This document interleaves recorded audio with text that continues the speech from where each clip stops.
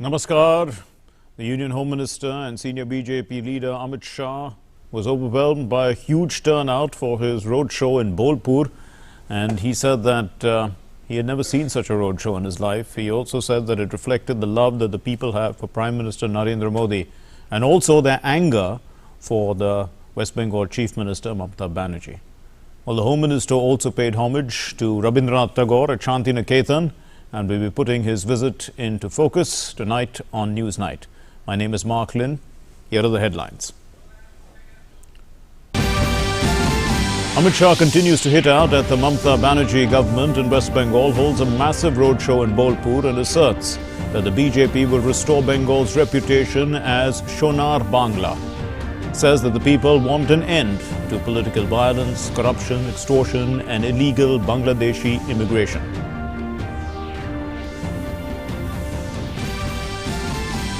Amit Shah pays tribute to Gurudev Rabindranath Tagore at Shantiniketan's Vishwa Bharati University, hails Gurudev's contribution to India's freedom movement and says that he's an inspiration for all.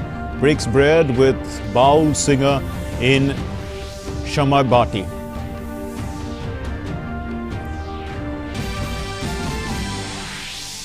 Prime Minister Narendra Modi visits Gurudwara Rakabganj, pays respects to Guru Tegh Bahadur Ji for his supreme sacrifice and says that the special occasion of the 400th Parv, the Prakash Parv of Guru Tegh Bahadur Ji will be celebrated under his tenure, appeals to all to adopt the ideals of Sri Guru Tegh Bahadur Ji. Representatives from farmers' organizations of Western Uttar Pradesh meet the Union Agriculture Minister Narendra Singh Tomar. The farmers announced their support for the government's agricultural laws. The BJP leaders fan out to remove confusion on agricultural laws at programs in different places. In Ayodhya, Uttar Pradesh's Chief Minister Yogi Adityanath says that those who are misleading farmers are anti-development.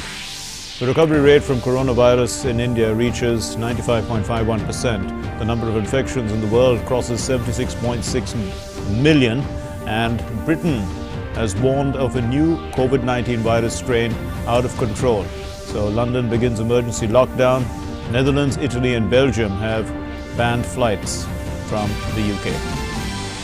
The Meteorological Department predicts North India may get relief from the harsh cold in the coming days. The decreasing temperatures in the mountainous regions and the effect on the plains has caused this cold to increase.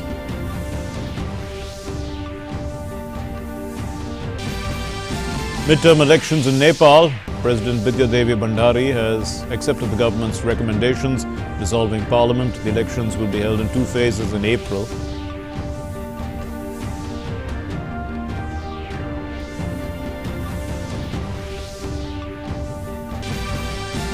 Car bomb blast in Afghanistan's capital Kabul kills at least 8 people.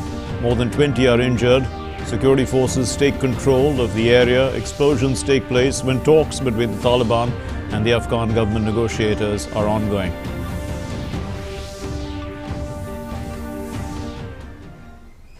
Our top story, the Union Home Minister Amit Shah and senior BJP leader, that is what he is, he continued lambasting the Mamata Banerjee government in West Bengal for political violence that he said has reached a peak, in fact, under the Mamata Banerjee government's administration. Well, Amit Shah concluded a 2-day visit to the state and he said that the people of West Bengal want a change. They want to end political violence, they want to end extortion and illegal Bangladeshi immigration.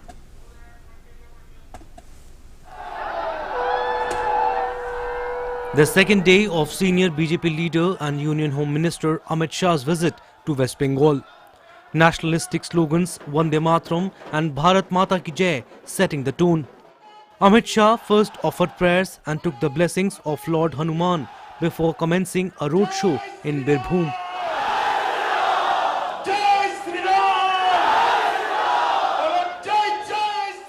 The roadshow saw an abundance of saffron and lotus flags. The enthusiasm was plain for all to see. Enthusiastic participation from women as well and a show of strength of the BJP. Amit Shah, acknowledging this sentiment, said it is time for change in the state.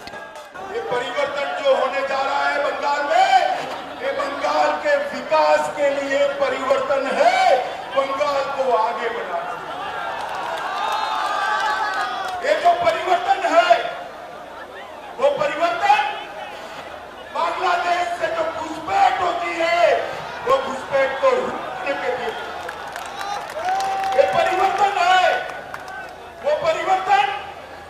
राजनीतिक हिंसा को समाप्त करने के लिए परिवर्तन है।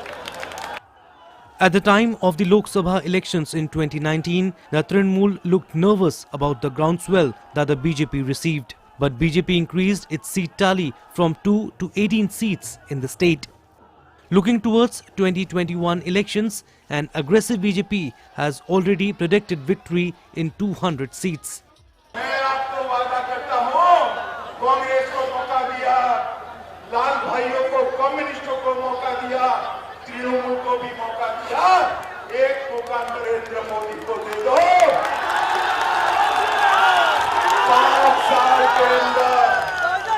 5 साल के अंदर हम सोनार बांग्ला बनाकर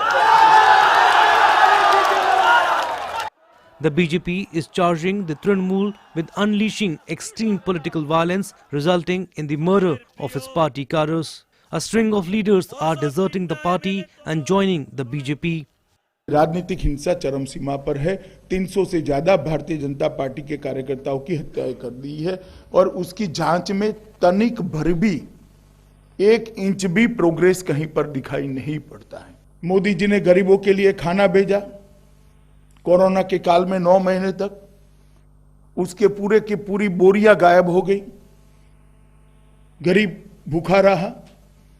इसकी जिम्मेदारी किसकी है? क्या सत्ता में है उनकी नहीं है? क्यों भागा जा रहा है सीएजी के ऑर्डर से? इसलिए भागा जा रहा है कि भ्रष्टाचार हुआ है। भ्रष्टाचार की जानकारी भी है जो सत्ता में है, मगर अपनों ने किया है तो उस पर बोलने के लिए कुछ है नहीं। अपनों ने किया है इसलिए पकड़ने के लिए हिम्मत नहीं है। The BJP has been taunting the ruling Trinamool that its Mati Manush slogan has become meaningless in the light of alleged corruption, nepotism and minority appeasement.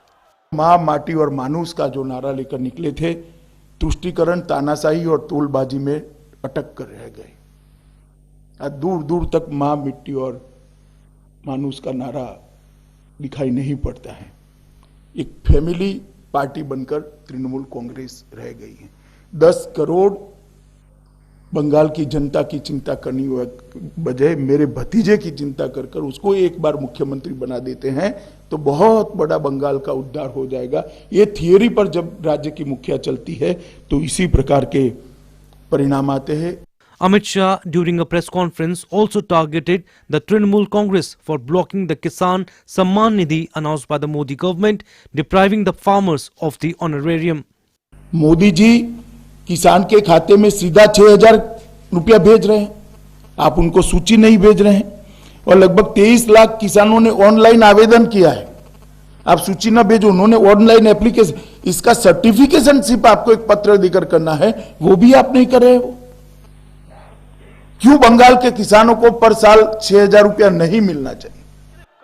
The BJP has been reaching out to the people by honoring Bengali pride and heritage. Amit Shah paid homage to Swami Vivekanand, Guru Ravindranath Tagore, Subhash Chandra Bose and martyr Khudiram Bose. The party has made it clear that it is committed to the cultural development of the state as well as to improving the standard of living of the underprivileged, farmers and poor. With Rajiv Bhattacharya, Newsnight Desk, DD India.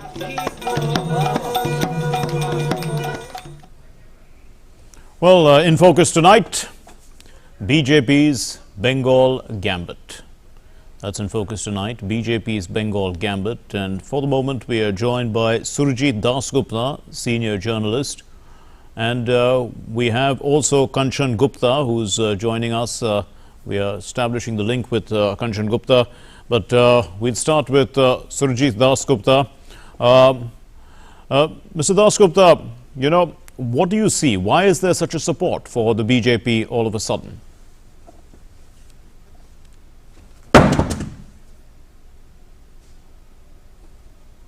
To that state is that corruption is the single biggest issue in the state right now. People, especially in villages, small towns and suburbs of Calcutta, have noticed the mushrooming of overnight rich people among the Trinamool cadre. you know, people who were rank paupers till the other day have suddenly turned rich out of nowhere, you know. And Yes. this is causing a lot of resentment in the rank and file of even the Trinamool Congress. And I'm seeing a scenario which is similar to 2010-11, Yes. when the Buddhadev Bhattacharya government was on its way out, and people were fleeing CPM in hordes and joining Yes. the Trinamool Congress. Something similar is happening now. People are leaving the TMC and joining the Okay. BJP. Yeah. So Right. I think they can sense defeat in the air. Yeah. Right. Let's bring in Mr. Kanchan Gupta. Let's look a little deeper at the resurgence, or let's say the growth of the BJP in West Bengal.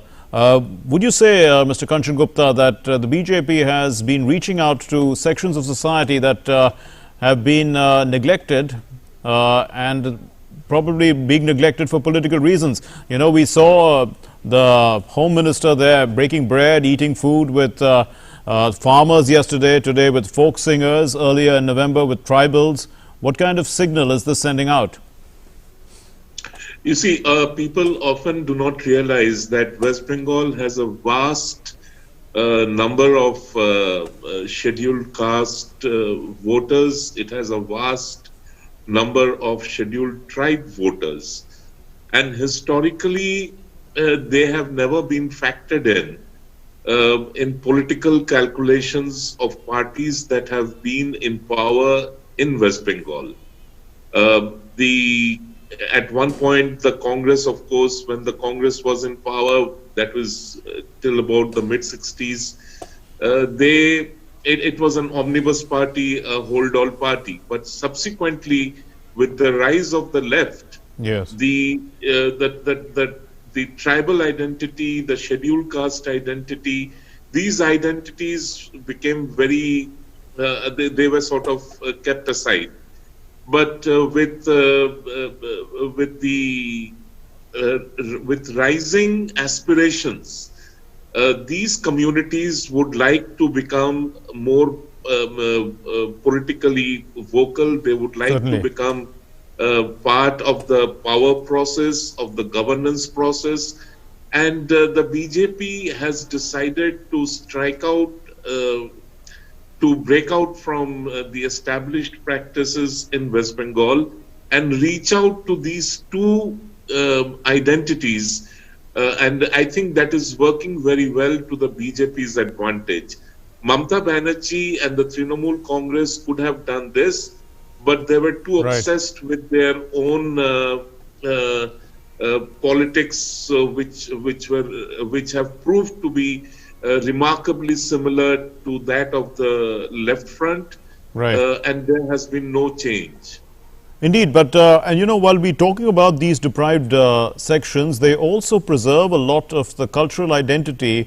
You know, I mean, there's a rich cultural heritage of West Bengal, but let's say folk singing, for instance, not too much the rest of the world understands about the Bengali folk singers, and there is a great potential to take this music, you know, across the country perhaps, and even establish it as part of our traditions across the world, in the sense that you know, when we look at building nationalism, we have to take these everyone along, sabka saath, sabka vishwas, but also the fact that these traditions can lead to a certain kind of economic gain also for these people who have probably not got their due. You know, folk singers in many of the other countries of the world actually earn a lot of money. Well, let me just, I would like to Yeah. sort of correct you on a couple of assumptions. Certainly. You see, the Amit Shah had lunch at the house of a baul singer, Yes. and the baul music is pretty well known around the world. Sadly, that may not be true in terms of whether this particular genre of music is known in the rest of the country, that is India.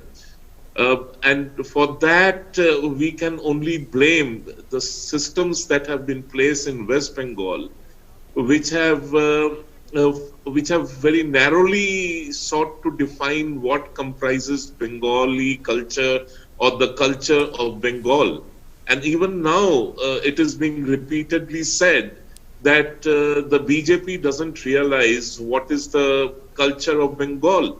Now, the culture of Bengal is not only defined by one or two individuals, nor is it defined by Calcutta or the other towns and cities of Bengal.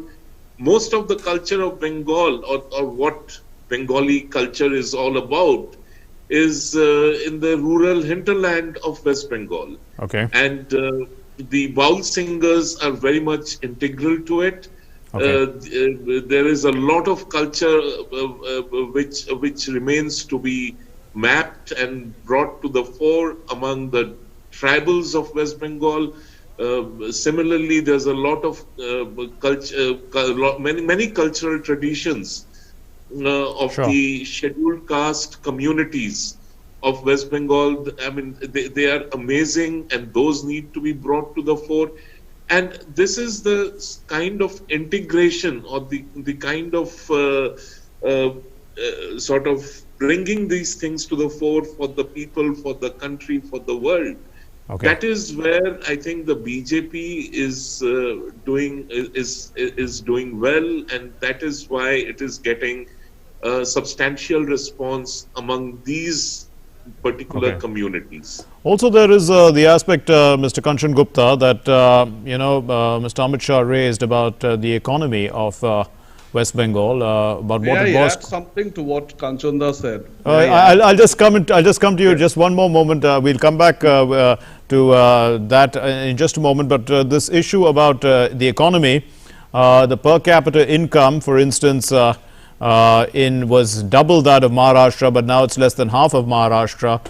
The fact, these are big issues, isn't it? At the end of the day, it's what people feel economically that matters. Yeah, sure. Because West Bengal was the manufacturing hub of this country. It was known as the place where most of the industry was located. People don't remember that the first IIT was set up in West Bengal not by accident, but by design. And the industrial performance of West Bengal, the industrial investment in West Bengal, far outstripped any of the other industrialized states, either in the west or in the east today, in the along the western coast and along the eastern coast. Okay. And tragically, over the starting with the closing years of the 1960s through the 1970s and most of the 1980s, that industry was destroyed.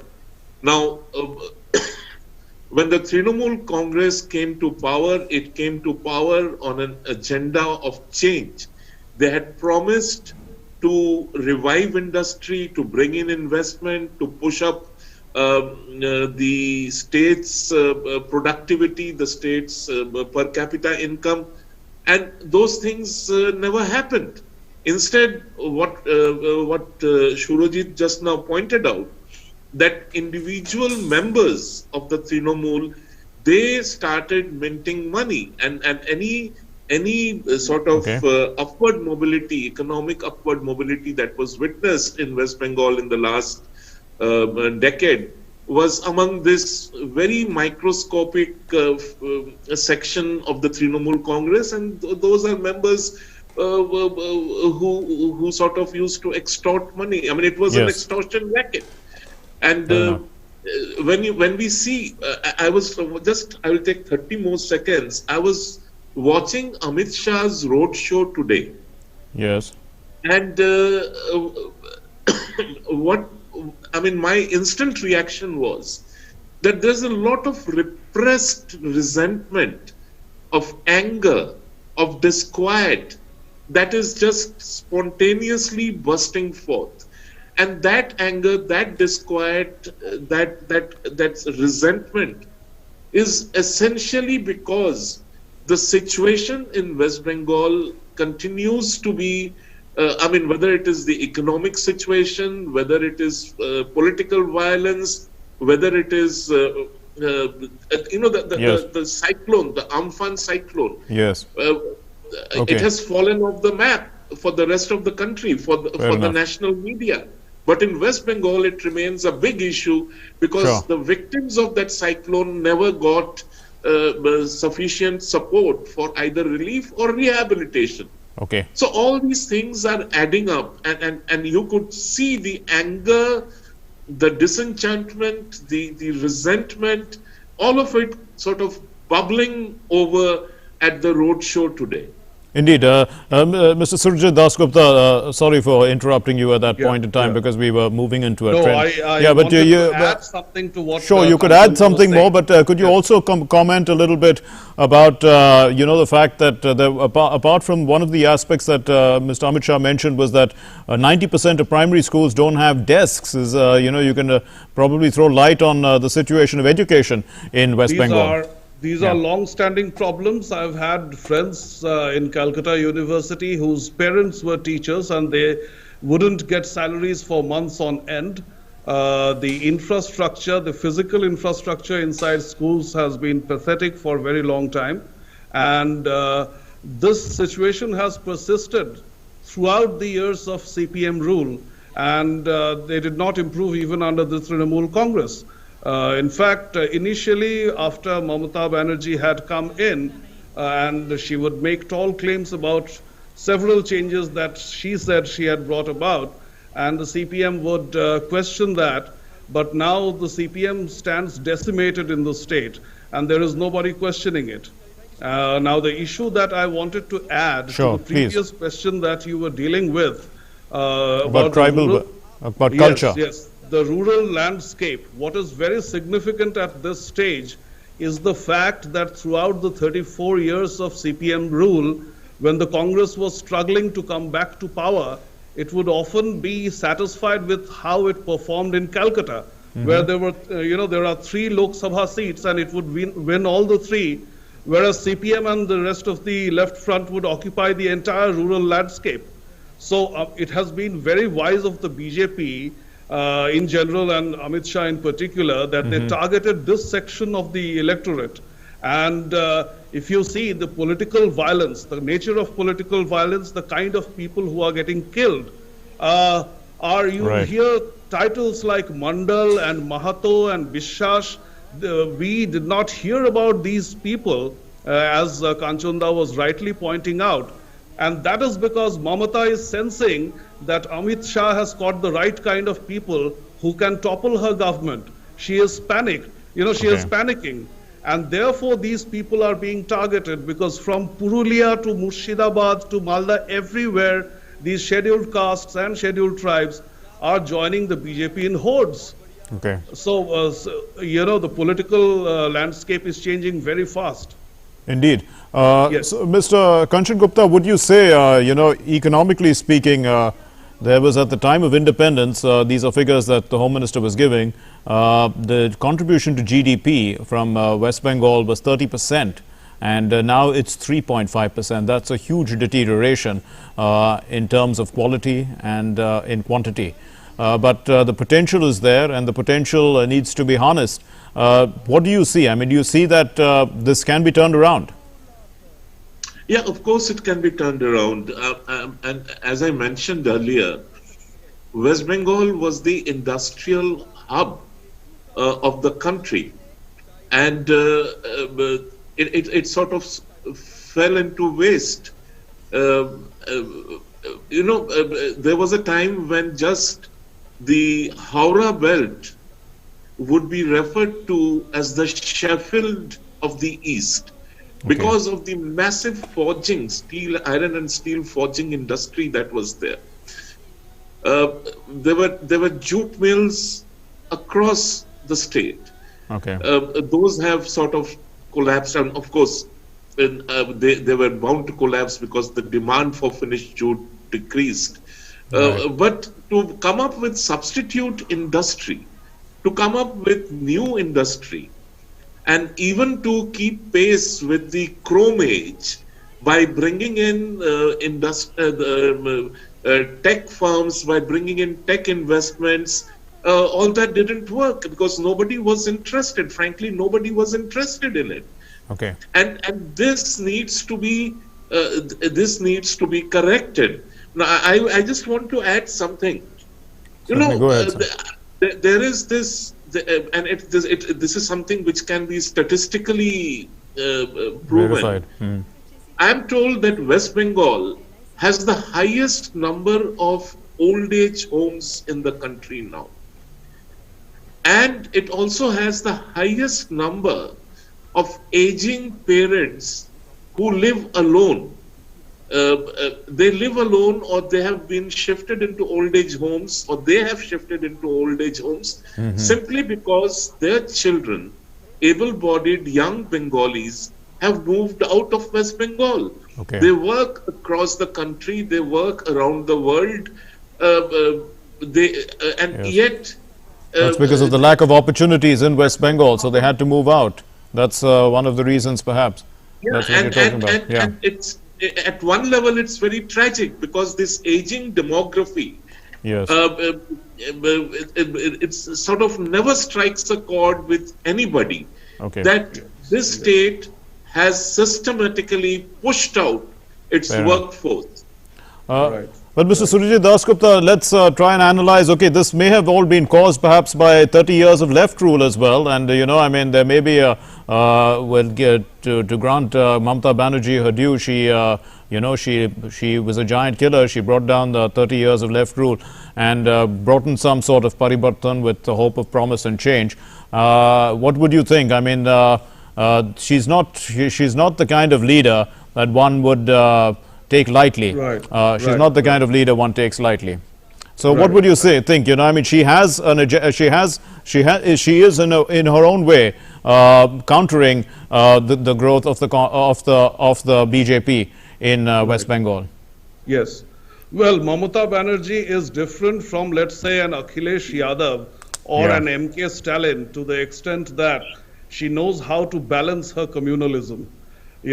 So the moment, while the BJP may find it easier to target a Congress or a Samajwadi Party or DMK on the question of appeasement of the minorities, the moment the heat gets too much for, to bear, Mamata immediately, tries to pacify Hindus as well, which is an attempt that other so-called pretentious the pretentious secular brigade does not do. Right. That is one difference. And the other thing is, as far as the economics is concerned, all these Bengal summits that she had, Bengal business summits, you've seen that industrialists have come, they have talked big, but not invested a single penny in the state.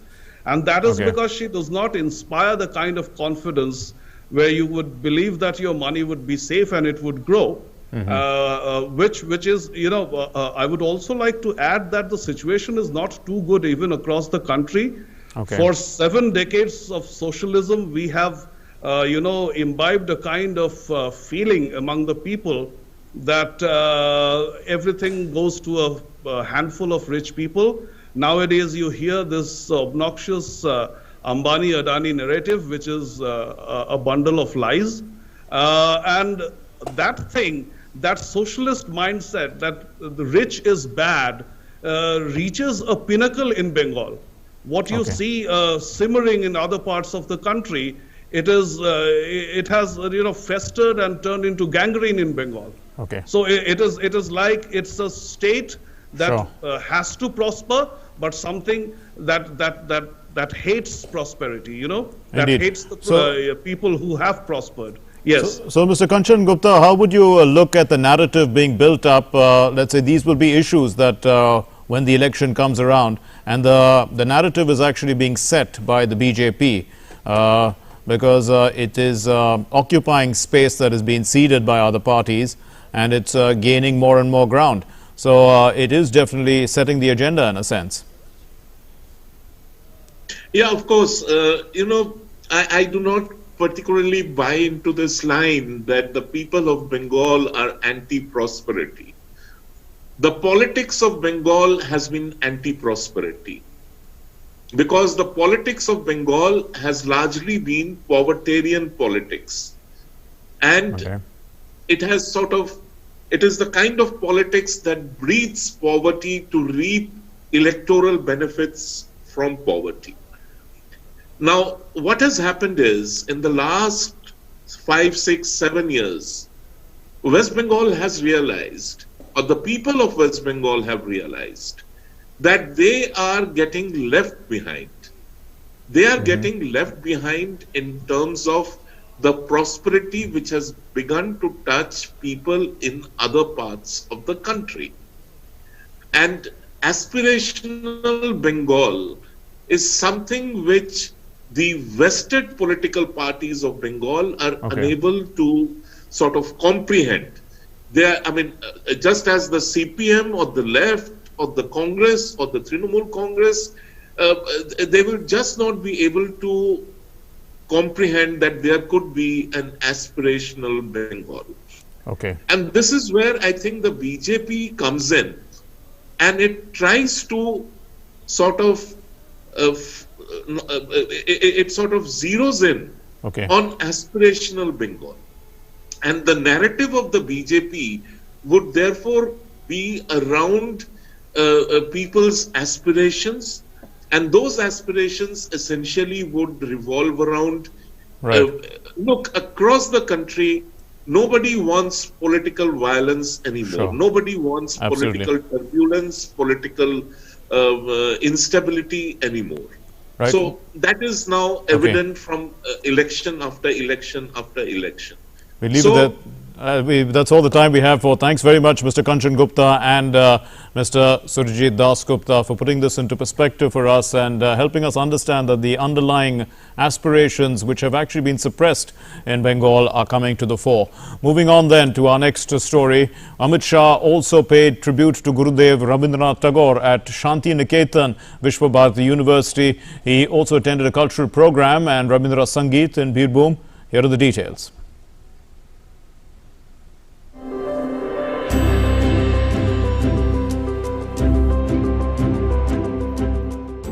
Day 2 of Union Home Minister Amit Shah's West Bengal visit began with a visit to Vishwa Bharati, a place synonymous with Nobel laureate Rabindranath Tagore.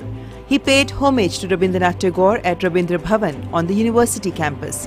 Amit Shah visited the museum that comprises of a display section and the 5 homes lived in by Tagore. In a tweet, Amit Shah said, Gurudev's contribution to India's freedom movement will forever be remembered, and his thoughts will continue to inspire our generations to come.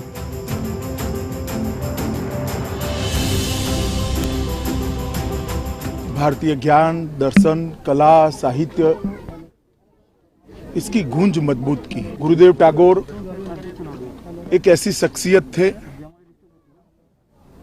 जो उस जमाने में राष्ट्रवाद की 2 धाराएं थी और 2 धारा के प्रमुख नेता थे महात्मा गांधी और सुभाष बाबू। दोनों को प्रेरणा एक ही स्थान से मिलती थी। Union Home Minister described Gurudev Tagore as a source of inspiration for not just India but the world.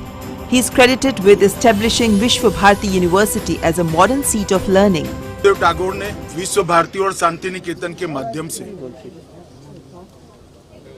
एक और तो भारतीय साहित्य, भाषा, दर्शन, कला, उसका संरक्षण और संवर्धन किया।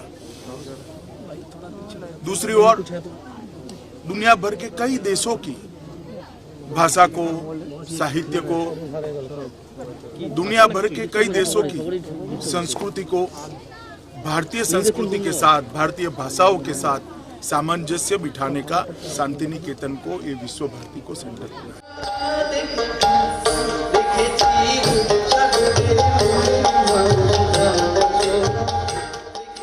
Amit Shah also visited the iconic Sangeet Bhavan. In keeping with tradition, students of the university performed Rabindra Sangeet in a cultural program. Continuing the people's outreach, Amit Shah's next stop was Shambati in Birbhum. He sought blessings of Lord Shiva at the local mandir.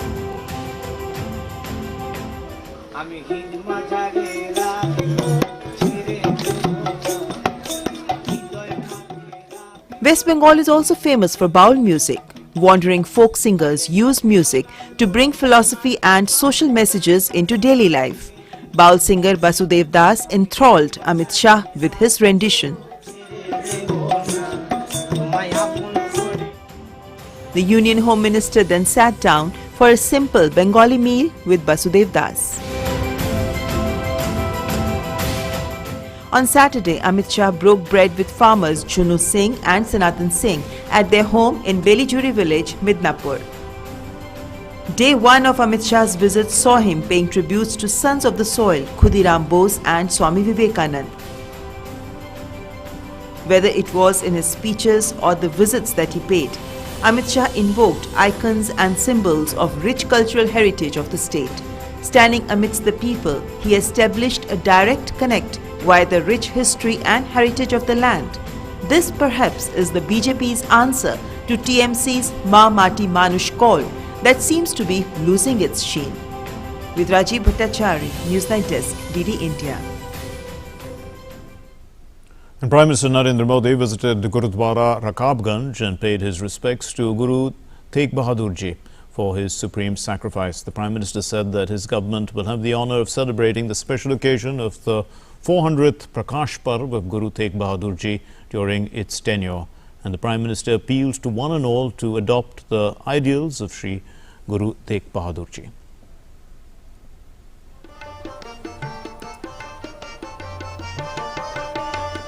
Gurudwara Rakabganj Sahib on Sunday morning.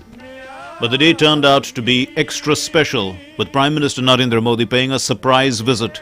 Just like any other devotee, no barricading, minimum security cover, even the Gurudwara Prabandhak Committee was taken by surprise, since they had no prior information about the visit. Prime Minister reached there as a common man and took blessings after paying obeisance. Prime Minister paid tributes to Guru Tegh Bahadur for his supreme sacrifice. Later in a tweet, the Prime Minister said, "This morning I prayed at the historic Gurudwara Rakabganj Sahib, where the pious body of Sri Guru Tegh Bahadur Ji was cremated. I felt extremely blessed. I, like millions around the world, am deeply inspired by the kindness of Sri Guru Tegh Bahadur Ji. It is the special kripa of the Guru Sahibs that we will mark the special occasion of the 400th Prakash Parv of Sri Guru Tegh Bahadur Ji during our government's tenure. Let us mark this blessed occasion in a historic way and celebrate the ideals of Sri Guru Tegh Bahadur Ji." As a matter of fact, Prime Minister Narendra Modi has always been inspired by thoughts and teachings of Sikh Gurus. Over the last 6 years, the Modi government's commitment towards the Sikh community has been visible through many of its initiatives. In a path-breaking and historic decision, the Modi government had granted the FCRA clearance to one of the most sacred pilgrim spots for Sikhs, Sri Harminder Sahib, allowing it to receive foreign funding. These contributions are used to offer free langar and financial help to poor and needy. The Modi government has also taken many historic steps for the well-being of the Sikh community. Members of the Sikh community were denied justice for more than 3 decades in the anti-Sikh riots cases of 1984. A special investigation team appointed by the government reopened the cases related to the anti-Sikh riots in Delhi in 1984. Congress leader Sajjan Kumar was convicted in the 1984 anti-Sikh riots case only within 3 years of the formation of the SIT. The Modi government's commitment towards the Sikh community is reflected everywhere. Whether it is the construction of the Kartarpur Sahib corridor in a record time or organizing programs at global level for the 550th birth anniversary of Guru Nanak Dev Ji or the 350th birth anniversary of Guru Gobind Singh Ji. Along similar lines, preparations are underway to celebrate the 400th Prakash Parv of Guru Tegh Bahadur Ji in a grand manner. Arrangements were put in place so that pilgrims can pay a hassle-free visit to Kartarpur Sahib Gurudwara. The Indian government built a corridor from Dera Baba Nanak, Punjab, till the international border. Besides, a decision has been taken to build a state-of-the-art passenger terminal building to be constructed to facilitate pilgrims intending to visit the Kartarpur Sahib Gurudwara and to process the smooth movement of approximately 15,000 pilgrims per day. The Prakash Parv was held in a grand manner on the occasion of the 350th birth anniversary celebrations of Guru Gobind Singh Ji. The Modi government had allocated an amount of 100 crore rupees for the celebrations. Many other steps were taken to enhance connectivity between religious places. In a massive relief to Gurdwaras, the Narendra Modi government decided to waive GST on langar items by providing financial assistance under Seva Bhoj Yojana. This decision will help Gurdwaras across the country that could be serving free food to nearly 1 crore people on a daily basis. In 2019, when Jallianwala Bagh massacre completed its 100th anniversary, the Modi government brought in a Jallianwala Bagh National Memorial Amendment Bill 2019. It seeks to make apolitical the trust that runs the Jallianwala Bagh National Memorial. Various other measures were taken to restore the rights of the Sikh community. Article 370 was abolished to give equal rights to Sikh minorities in Jammu and Kashmir. Besides, the Citizenship Amendment Act provides citizenship to religious minorities, including members of the Sikh community who have come from Pakistan and Afghanistan after facing religious persecution there. Respect for the Sikh community and their revered gurus is reflected not only in Prime Minister Narendra Modi's attitude, but also in the form of the decisions taken by his government for the welfare of the Sikh community. Sudhakar Das's report, Newsnight Desk, DD India. Well, farmers' organizations in western Uttar Pradesh met the Union Agriculture Minister Narendra Singh Tomar, and they announced their support for the government's agricultural reforms. The BJP leaders will be fanning out across the country. They'll be removing a confusion in people's minds about the agricultural reform laws. Uttar Pradesh Chief Minister Yogi Adityanath said in Ayodhya today that those who are misleading farmers are actually anti-development. The government's outreach to farmers continued with a delegation from Uttar Pradesh led by Sanjeev Balyan meeting Union Agriculture Minister Narendra Singh Tomar. After the meeting, they expressed their support for the 3 farm reform laws, saying that interactions with the government has helped clear their confusion. हमारे अंदर भी इस bill के प्रति भ्रम था, भ्रम नहीं संदेह था। लेकिन जब हमने परसों माननीय प्रधानमंत्री जी का भाषण सुना, जब उन्होंने 130 करोड़ की भारत की जनता को संबोधित किया और गारंटी दी, संबोधित ही नहीं, उन्होंने गारंटी दी कि जो भ्रम फैल रहा है उसकी मैं गारंटी लेता हूं, ये भ्रम है, भय है। उस दिन से फिर हमारा विचार बदला, फिर हमने कहा इस बिल का हम समर्थन करते हैं। एक बार हमारे यहाँ उत्तर प्रदेश में जब शुरू में शुगर मिल से अकाउंट में शुरू हुआ था पेमेंट आना, उससे पहले कैश में मिलता था, किसान आंदोलन हुआ था बहुत बड़ा। लेकिन बाद में किसान को पता लगा कितनी अच्छी चीज है, कितनी सुविधा है कि मेरे अकाउंट में सीधा पैसा आ गया। तो कुछ कानून को कई बार पहुंचने में समय लगता है, और ये कानून भी उनमें से एक है कि जब ये समय लगेगा और जमीन पर पहुंचेगा तो किसान इस कानून की अच्छाई का किसान को जब पता लगेगा। Meanwhile, during an interaction with the farmers at Acharya Narendra Dev Agriculture University in Ayodhya, Chief Minister Yogi Adityanath said that the opposition is misleading the farmers on contract farming. Bharat की जनता प्रबुद्ध है, जागरूक है। भारत की जनता किसी भी प्रकार के गुमराह में नहीं आई कि उसकी अटूट निष्ठा और उसका अटूट जो विश्वास है वह प्रधानमंत्री मोदी जी पर है। As part of the BJP's outreach program to dispel misconceptions over the farm laws, the BJP is reaching out to farmers through its Kisan Panchayat in the national capital. Addressing one such Kisan Panchayat in Kundli, Delhi BJP chief Adesh Gupta said that the new farm laws will not end the MSP, rather the farmer will be benefited by selling his produce in the open market. जो छोटे किसान हैं, जो बाजार में जिनका शोषण होता था, मंडियों में जिनका शोषण होता था और बिचौलिए उसका फायदा उठाते थे, आज वही बिचौलिए किसानों के कंधे पर बंदूक रखकर ये आंदोलन में शामिल हो रहे हैं। Addressing the Panchayat, BJP's National General Secretary Arun Singh slammed the Chief Minister of Delhi for tearing the copy of the laws in the Assembly. संसद द्वारा पारित किया हुआ तीनों जो अधिनियम है, कृषि संशोधन अधिनियम, विधान परिषद में उसको बार बार से फाड़ना और फाड़ करके दिखाना, इतनी ओछी हरकत, शर्मसार करने वाली हरकत। Meanwhile, farmers' protests are continuing in the border areas with Delhi, due to which traffic has been diverted and travellers are facing a lot of inconvenience. Anuj Yadav and Ajay Vikram Singh's report, DD India.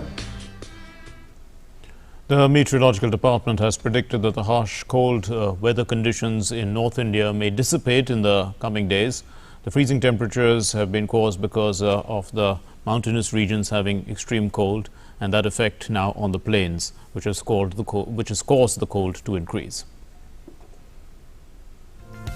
cold wave continues in most parts of North India, including the hilly areas. Delhi, Varanasi, Mount Abu and Srinagar are experiencing extreme cold conditions. Thick fog and low visibility has impacted operation of trains. Visibility in many places was as low as 50 meters to 200 meters in the morning hours, resulting in the cancellation and delay of trains. हमारी train 1 घंटे 40 minute late आने की वजह से मैं connecting जो मेरी train थी जबलपुर के लिए मैं उसको पकड़ नहीं पाया। इतनी ज्यादा ठंड है कि आदमी सिर्फ कांप रहा है। ये चाय ऐसी वेरी गुड है जो सहारा बनी हुई है। ये बहुत अधिक इसमें जम्मू कश्मीर जैसे ठंड पड़ती है उसी तरह से हमारे कश्मीर में पड़ रही है। The mercury continued to fall in the capital Delhi.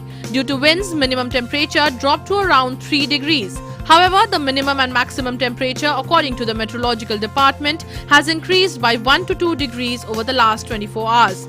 Delhi में तो खैर अब इस बार लग रहा काफी है और दिसंबर के महीने में पहले कम होती थी, अब थोड़ी ज्यादा होने लग गई है। प्रिकॉशनरी ये है कि पहले के मुकाबले पहले 1 जैकेट 2 जैकेट होती थी, अब 3-3 जैकेट पहन के आए हैं। घर से निकल नहीं पा रहे थे, ना निकल तो पा रहे थे पर बहुत ज्यादा ठंड थी, 2-3 कपड़े लेयर पहन के फिर निकल रहे थे। Madhya Pradesh is also experiencing bone-chilling weather. The mercury dropped to 3 degrees Celsius. The cold is at its peak in Rajasthan as well. Mount Abu recorded a temperature of 1.5 degrees Celsius. Dew froze, forming an ice sheet over the grass in football fields. पहली बार ऐसा बर्फ हमने आबू में देखा है। बहुत बढ़िया feeling हो रही है, जैसे हम लोग कश्मीर में घूम रहे हैं। अभी थोड़ी बर्फ की जरूरत थी तो कश्मीर जाने की जरूरत नहीं पड़ी। In Ladakh, Dras recorded the coldest night of the season as temperature dipped to -29 degrees Celsius. Kargil temperature dipped to -21.1 degrees Celsius and in Leh temperature dipped to -18.3 degrees. Despite temperature dipping to below -30 degrees at Zojila, in the mountains too the weather has taken a turn for the worse in December. Himachal Pradesh remains badly affected.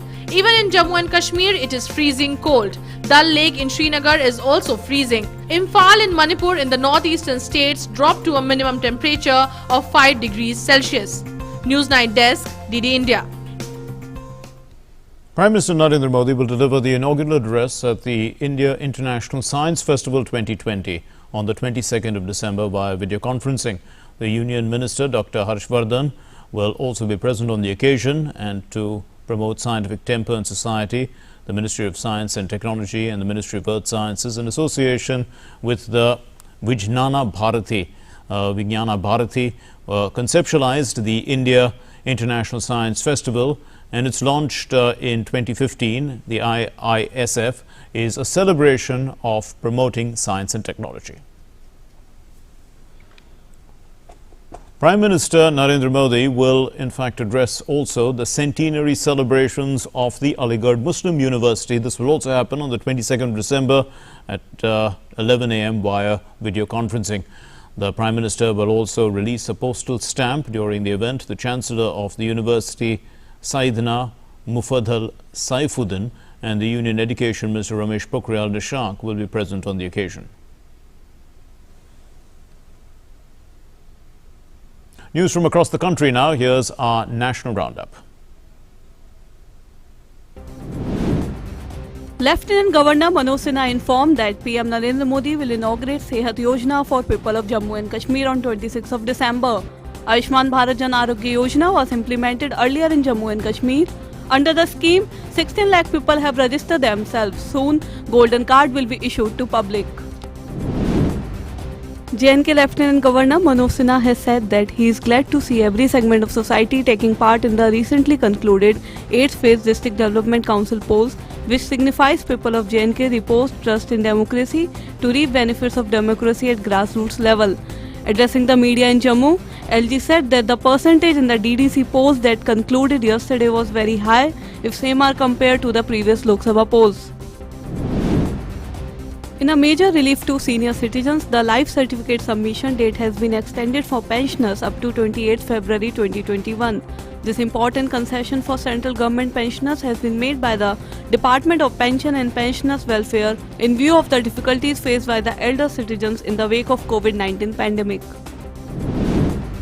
Union Minister Ravi Shankar Prasad arrived at the Kisan Chowpal riding on a bullock cart in Patna. On this occasion, he said that new agriculture laws give freedom to farmers of selling their crop anywhere in the country. Minister for Petroleum and Natural Gas and Steel, Dharmendra Pradhan, dedicated the Bengal Basin, the 8th producing basin of India, to the nation.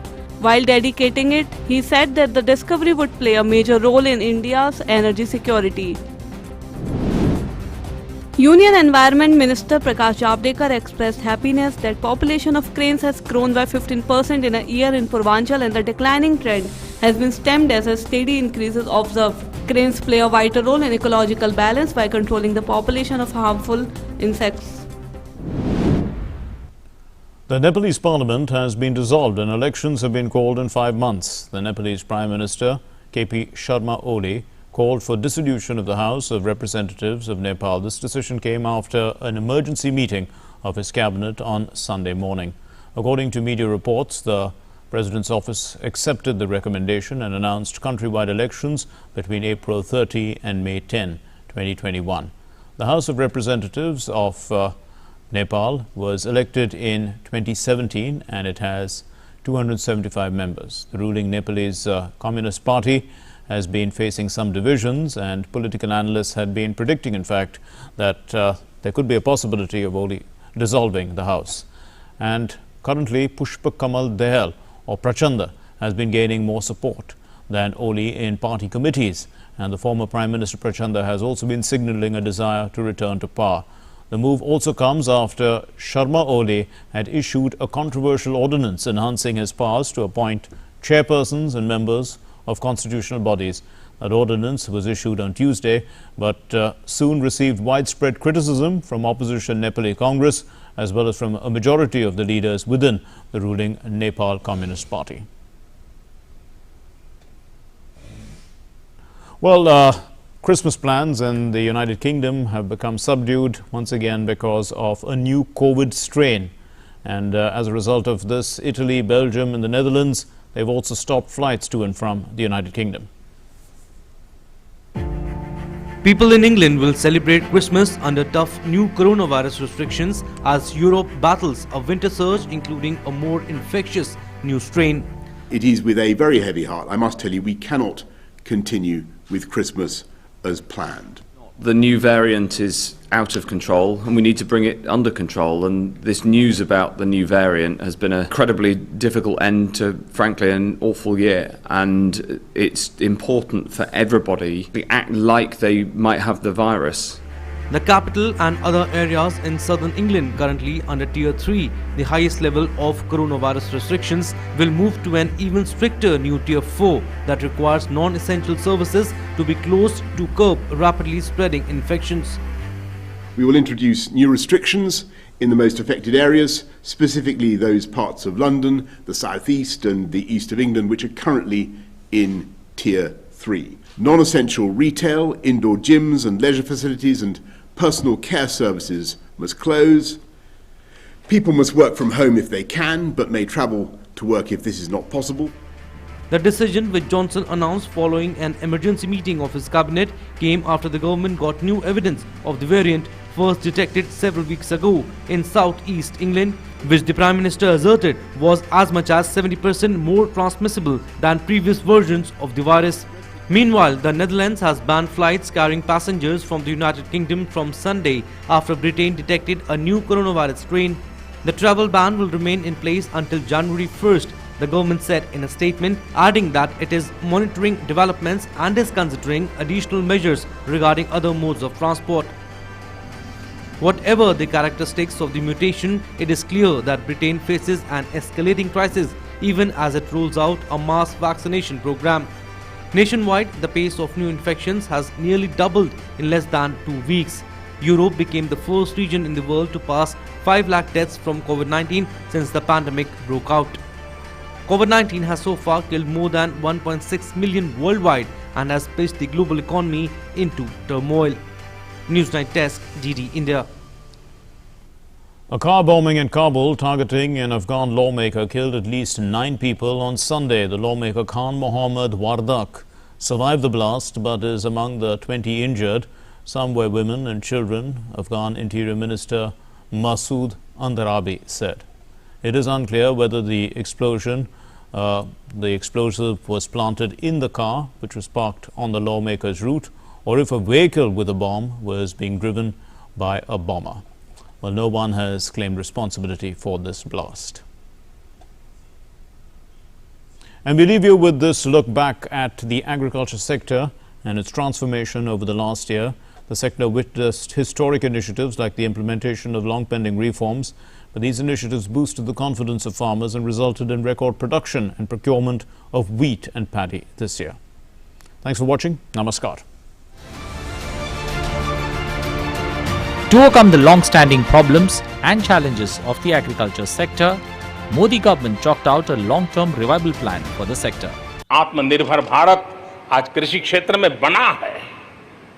आज भारत के किसान भारत के नागरिकों का ही पेट भरते इतना नहीं है। आज भारत वो स्थिति में है कि दुनिया में जिसकी जरूरत है उसको भी हम अन्न दे सकते हैं। अगर ये हमारी शक्ति है, आत्मनिर्भर की ये ताकत है, तो हमारे कृषि क्षेत्र में भी मूल्य वृद्धि आवश्यक है। वैश्विक आवश्यकताओं के अनुसार हमारे कृषि जगत में बदलाव की आवश्यकता है। विश्व की अपेक्षाओं को पूरा करने के लिए हमने हमारे कृषि जगत को भी आगे बढ़ाने की जरूरत है। To fulfill its promise of doubling farmers' income by 2022, Modi government took a comprehensive reform initiative in agriculture sector. The new Farmers Produce Trade and Commerce Law enables farmers and traders to buy and sell products outside the Agricultural Produce Market Committee located in the state. Its objective is to bring more value to the produce of farmers by reducing trade and transportation costs and to develop a convenient mechanism for e-trading. While presenting the draft of the three laws in Parliament, it made it clear that neither the mandis will be closed nor the MSP system be replaced. Through this law, new options are being provided to the farmers along with the old system. Farmers will have a price assurance even before sowing of crops. The farmers will have full power in the contract to fix a sale price of his choice for the produce. In case of higher market price, farmers will be entitled to this price over and above the minimum price. The new legislation will help drive up investment in cold storages and modernization of food supply chains. This will help both farmers and consumers while bringing in price stability. It will create competitive market environment and also prevent wastage of agri-produce. In August, Prime Minister Narendra Modi launched the financing facility of 1 lakh crore under the Agriculture Infrastructure Fund. आत्मनिर्भर भारत अभियान के तहत हर जिले में मशहूर उत्पादकों के साथ देश और दुनिया के मार्केट तक पहुंचाने के लिए एक बड़ी योजना बनाई गई है। इसके तहत देश के अलग अलग जिलों में गांव के पास ही कृषि उद्योगों के क्लस्टर बनाए जा रहे हैं। साथियों, अब हम उस स्थिति की तरफ बढ़ रहे हैं जहां गांव के कृषि उद्योगों से फूड आधारित उत्पाद शहर जाएंगे और शहरों से दूसरा औद्योगिक सामान बनकर गांव पहुंचेगा। खेती से जुड़े स्टार्टअप्स को प्रोत्साहित किया जा रहा है। अभी तक लगभग 350 कृषि स्टार्टअप्स को मदद दी जा रही है। ये startups food, particularly food processing से जुड़े हैं, artificial intelligence, internet of things, खेती से जुड़े स्मार्ट उपकरणों के निर्माण और रिन्यूएबल एनर्जी से जुड़े हैं। Prime Minister also released the 6th installment of funds of 17,000 crore rupees to 8.5 crore farmers under the PM Kisan scheme. पलक झपकते आपने देखा होगा, स्विच ऑन किया और पीएम किसान सम्मान निधि के 17,000 करोड़ रुपए सीधे 8.5 करोड़ किसानों के खाते में जमा हो गए। कोई बिचौलिया नहीं, कोई कमीशन नहीं, सीधा किसान के पास चला गया। In December, Cabinet Committee on Economic Affairs, chaired by Prime Minister Narendra Modi, approved assistance of about 3,500 crores for sugarcane farmers. This assistance would be directly credited into farmers' account.